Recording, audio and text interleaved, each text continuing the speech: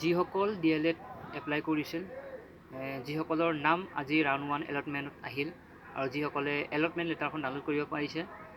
তেওঁলোকে নেক্সট কি কৰিব লাগিব সেই বিষয়ে এই ভিডিঅ'টোত ক'ম কি ডকুমেণ্টছ তেওঁলোকে নিব লাগিব এই সকলোবোৰ ক'ম এইখন যিখন ইনষ্ট্ৰাকশ্যন বুলি আছে সেইখন আপোনালোকে ডাউনলোড কৰি ল'ব ক্লিক কৰি তাতে সকলো লিখা আছে ক্লিক কৰাৰ পাছত আপোনালোকৰ এনেকুৱা এখন ডাউনলোড হৈ যাব তাত সকলোবোৰ লিখা আছে প্ৰথমতে আপোনালোকে যিখন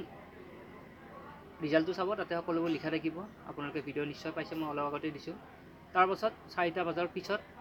এলটমেণ্ট লেটাৰখন ডাউনলোড কৰি ল'ব পাৰিব যিসকলৰ এলটমেণ্ট লেটাৰখন আহিল ডাউনলোড কৰিলে তেওঁলোকে নেক্সট উল্লেখিত তাৰিখ অনুসৰি সেইখন শিক্ষানুষ্ঠানত যিখন তেওঁলোকে প্ৰিফাৰ কৰিছিল অনলাইন কৰোঁতে সেইখনত তেওঁলোকে ৰিপৰ্ট কৰিব লাগিব তেওঁলোকৰ ডকুমেণ্টছ ভেৰিফিকেশ্যন হ'ব আৰু এডমিশ্যন যিখিনি প্ৰচেছ আছে সেইখিনি হ'ব চ' এইখিনি কৰাৰ বাবে কি ডকুমেণ্টছ লাগিব এই PDF-টোতে উল্লেখ কৰি দিছে মই আপোনালোকক দেখাই দি আছোঁ চ' এইখন Annexure 1 ইয়াতে সকলো উল্লেখ কৰা আছে ইয়াতে প্ৰথমতে এখন লাগিব আপোনাক পাছপৰ্ট সাইজ ফটোগ্ৰাফ ৰিচেণ্টলি তোলা এখন পাছপৰ্ট সাইজ ফটোগ্ৰাফ লাগিব উইথ দেয়াৰ ছিগনেচাৰ অৰ্থাৎ আপোনালোকে নিজৰ পাছপৰ্ট ফটোখনৰ তলত এটা ছিগনেচাৰ কৰিব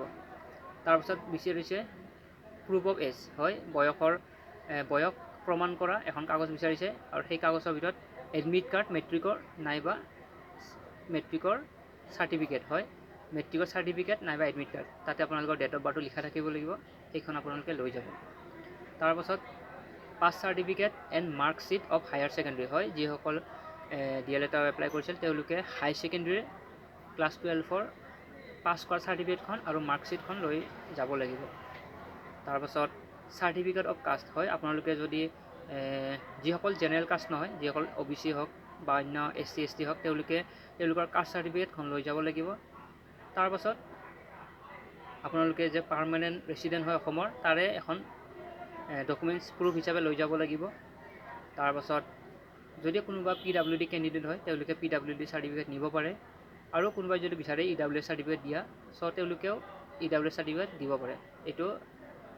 মেণ্ডেটৰী নহয় যদি লৈ যায় তেন্তে তাৰপাছত বিচাৰিছে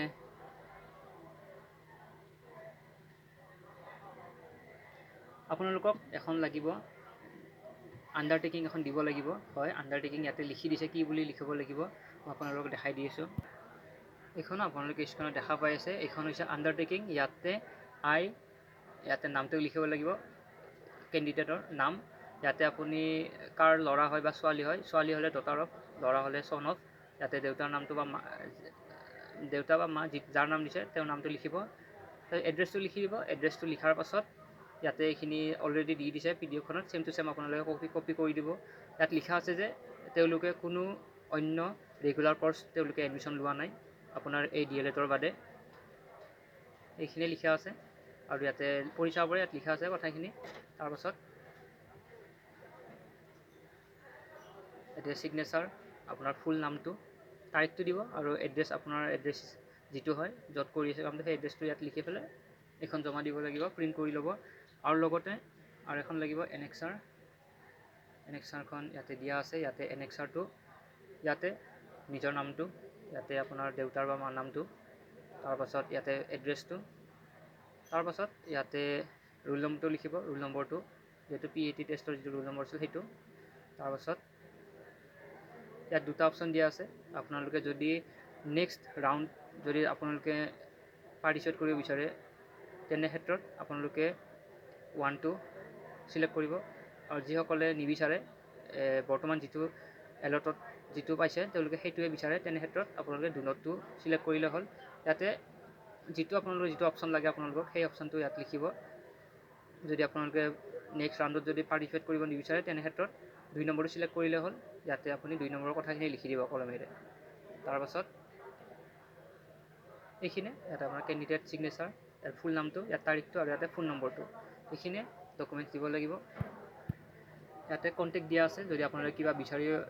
জানিব বিচাৰে ইয়াতে কণ্টেক্টবোৰ আছে আপোনাৰ কণ্টেক্ট নম্বৰ ইমেইল চ' আপোনালোকে চাব পাৰে